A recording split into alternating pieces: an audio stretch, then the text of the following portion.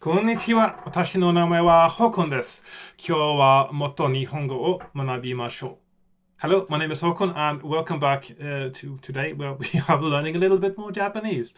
I'm going to just continue from last time where I was talking a little bit about foreign words and loan words and foreign names in transcribed into Japanese. And I was giving you a list of examples using the additional set of characters that are in katakana, examples where they are used, and also trying to also talk a little bit about how words are transcribed into Japanese and some limitations and possibilities there, how they deal with consonants and diphthongs and etc. And certain combinations of letters or sounds in foreign words that and how they transcribe them. Generally, as a rule of thumb, what you want to do when you transcribe things into Japanese is to make it sound as much as possible like Japanese and as much as possible like the original word.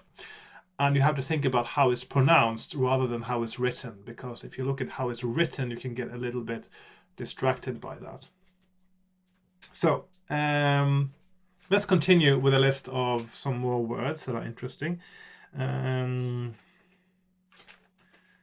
Let's see, let's do another one. I was sort of doing examples of almost every of the additional characters now, so I'm going to continue with that.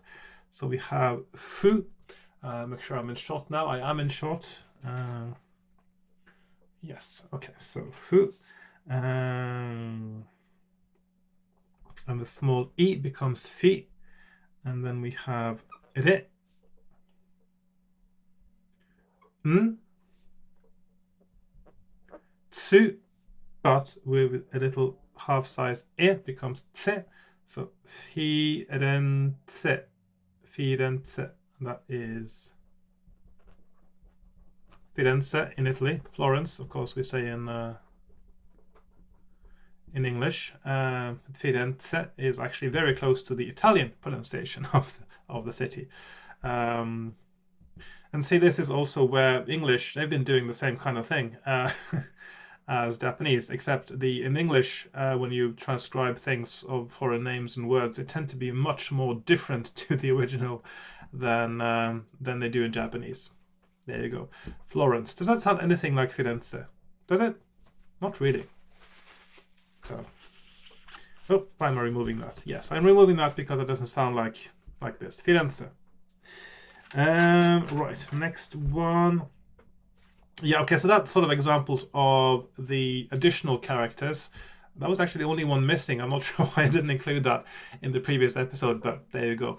Now I'm going to give some examples of words that could be written with the additional set, but because they might be quite common, they are quite common words, they've been normalized more to the normal standard syllables of Japanese. I'll give you some examples of that. So let's say we want to transcribe the word video into Japanese. And you know that if you got the additional katakana, you could write U with dakuten becomes V. And then we have a small E, so that's V. T plus dakuten is D. And O, so video, video, video, video. But that is not how it's written. This is a common word in Japanese. And so they've moved it more towards the Japanese syllabary. And it's written B, D, O, video, video. So a V in foreign words, when it is more normalized to Japanese, pronunciation becomes a B sound. So V becomes a B. Video, video, video. It's quite a similar video. If you say video, video, video, video, video, video, video, video, it's quite a similar sound. So they can't write video, but they say video.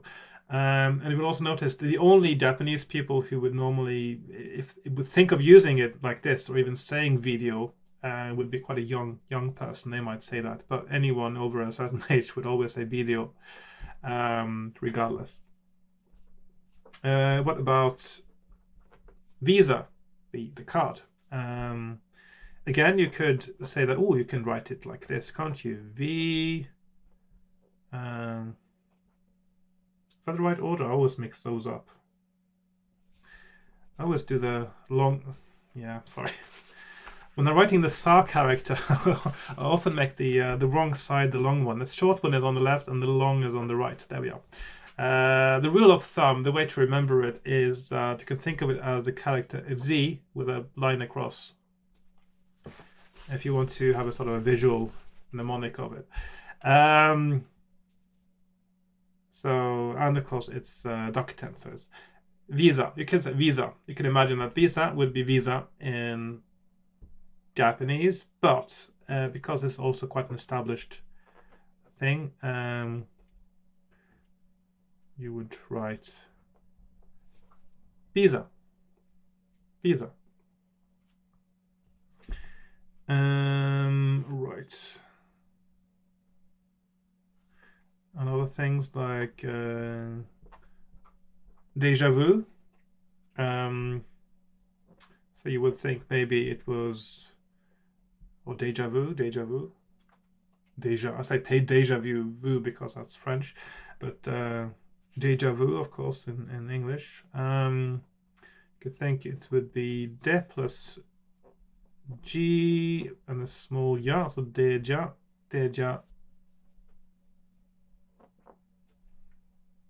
vu, déjà vu. But this is also an established term, so in Japan they would write it and say it. Let's see, so we have, so deja, that's fine, that's still part of the Japanese syllabary, but again they would use the B character for the V, so that is, so deja vu, deja vu, deja vu, not deja vu.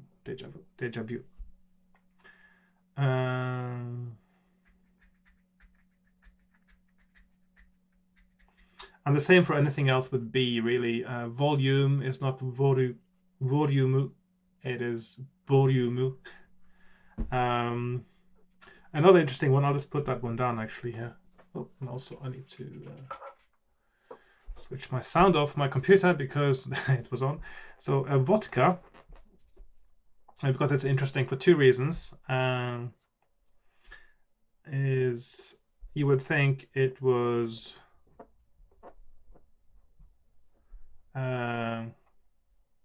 because maybe if you're a beginner you might think it was vodka, but no, it isn't. DK is one of those combinations that wouldn't write out both of the consonants in Japanese because it's like adding too much to the word vodka. It doesn't sound like vodka anymore. Think about how vodka sounds. Vodka. So then you might think, oh yeah, maybe it's vodka. Yeah, that works, doesn't it? But that's also an established word in Japanese, so none of those are actually correct. I'll just put a line across the incorrect ones. Again, it's moved towards a Japanese sound system. So, and the V sound is a tricky one for a Japanese person to do, but a W sound is easier. So, and of course they are related, both phonetically and also in the way it's written.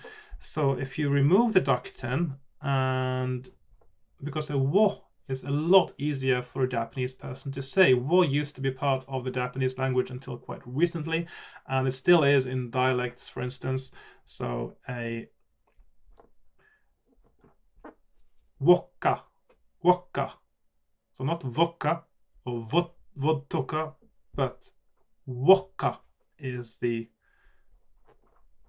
correct way to say vodka in Japanese. Wokka. And that's the correct way to write it. Filet. You could imagine again it being fu plus small e, fire. Actually, you might even think it was fire, But yeah. But again, it is not. It is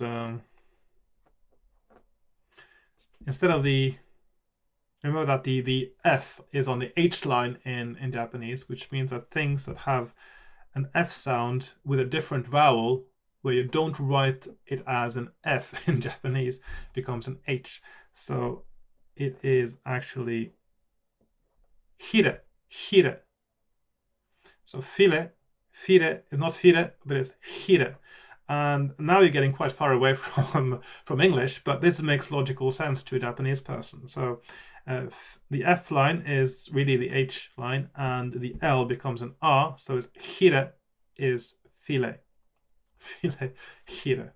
Another one, I'll just do that example at the sense of coffee. You might think, oh, coffee, you might think, yeah, coffee. But that is ko, and is there a long E in kohi? Kohi, I think, I'm not 100% sure. I have to look that up actually. Kohi. I think actually there's a short one there. I think it's just kohi. Give me a few seconds and I'll look that up. Oh, yeah, no. It's kohi. It's a long E at the end as well. Just had to make doubly sure. So the kohi. Kohi is coffee. So, okay. Another one, you might think tuna. Very important fish in Japan, of course. But the name is, I don't know, I'm a bit strange why they wouldn't have a Japanese name for it, but apparently they call it tuna. So, and you could think that you would write tuna like that, tuna. But again, it's something that is a well-established word they use quite a lot. And when you take the T line and you don't have the luxury of saying tu, it becomes tsu. So it actually is tsuna. So you're doing the vowel is more dominant than the consonant, so tsuna. So you have the right vowel, and then it becomes tsu instead of tu. So tsuna. And again, it's a word just like hire that you might not recognize when you hear it in speech as for what it is. And if you see it in writing, you might also start wondering, what is that thing? So yeah, but you will get used to these things as you go along. Another example along the same sort of vein is milkshake.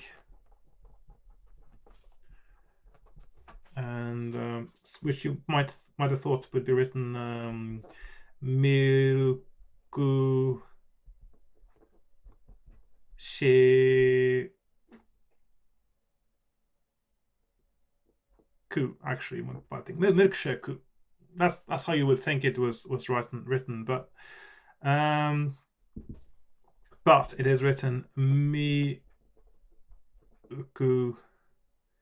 And again, of course, she from the S line, you don't have where the she comes from.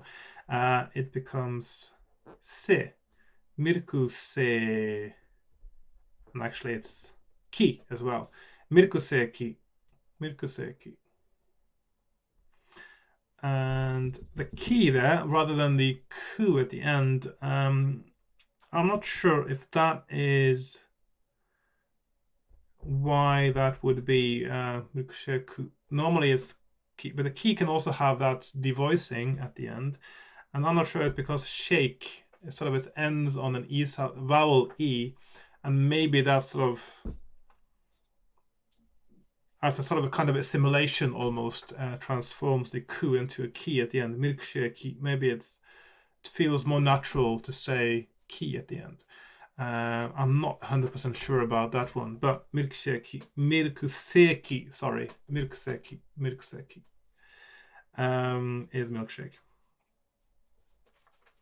So I think that is really all the examples I wanted to do now. I was planning to also do country names, but I'm trying to do this in sort of bite-size pieces, so I'm going to leave that for the next episode. And so this episode was just a few more examples of how some foreign words are transcribed into Japanese. And so I'll see you next time when I will be doing some. I'll think of the country names next time so that you can tell people where you're from, for instance. So yes. どうもありがとう。さようなら. Thank you for watching and goodbye for now. Bye bye.